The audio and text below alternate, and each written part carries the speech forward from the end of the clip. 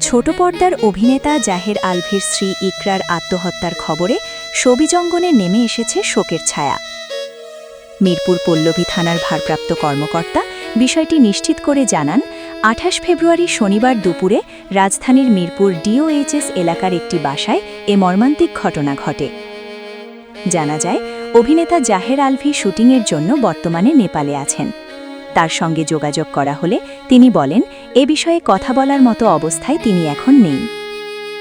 মিরপুর পল্লবী থানার ওসি বিষয়টি নিয়ে জানায়, এটি আত্মহত্যা, পারিবারিক কলহ থাকতে পারে বলে ধারণা তাদের। তিনি বলেন, সিসিটিভি ফুটেজ সংগ্রহ করা হচ্ছে, তদন্ত করে বিস্তারিত জানা যাবে।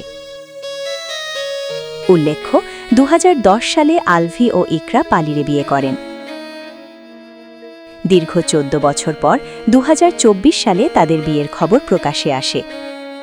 এ দম্পতির রিজিক নামে একটি পুত্র সন্তান রয়েছে।